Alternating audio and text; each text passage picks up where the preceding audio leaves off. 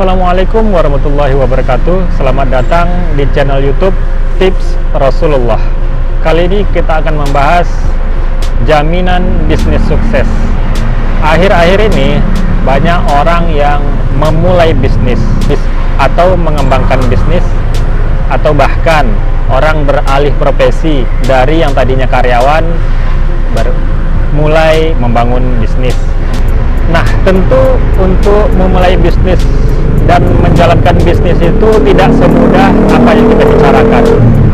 Haruslah ada keberanian, harus ada ilmu di situ, dan tentu harus juga ada modal kemampuan kita untuk memulai dan mengembangkan bisnis.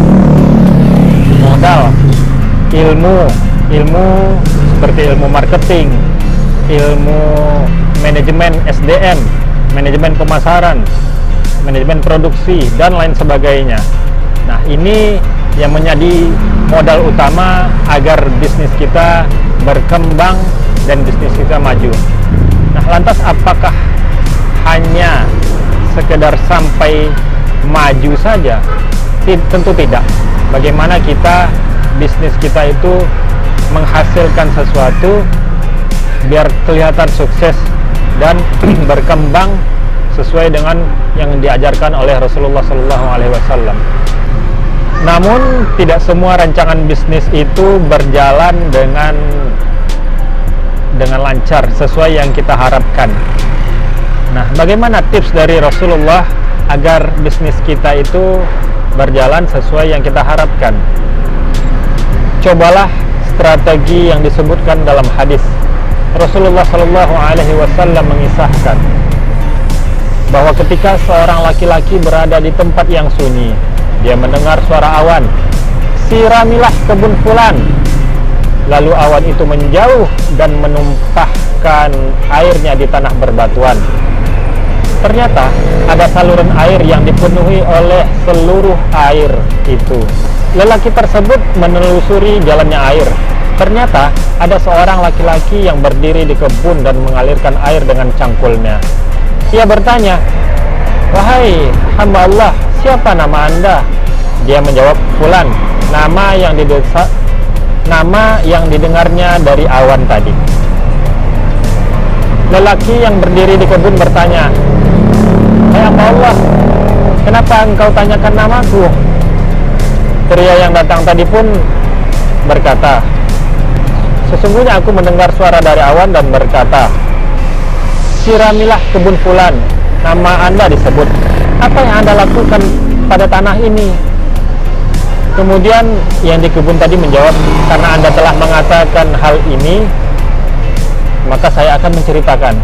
Saya membagi hasil kebun ini, sepertiganya saya sedekahkan, sepertiganya lagi untuk keluarga, baik itu kebutuhan makan, berobat, sekolah, dan lain sebagainya, dan sepertiganya lagi saya kembalikan untuk kebutuhan kebun ini." Hadis riwayat Muslim. Nah, di sini terlihat bahwa komposisi dari hasil bisnis kita agar bisnis kita sesuai dengan apa yang kita harapkan adalah kita harus membagi setidaknya ke dalam 3 kelompok. Yang pertama untuk kebutuhan kita, untuk kebutuhan keluarga kita, baik itu makan, kesehatan, pendidikan, dan lain sebagainya, kita alihkan untuk keluarga kita. Kemudian sepertiga yang kedua adalah untuk kebutuhan bisnis kita, baik itu operasional, SDM, dan lain sebagainya, bagaimana bisnis kita akan semakin berjalan, berkembang, dan maju. Kemudian yang ketiga adalah untuk sedekah.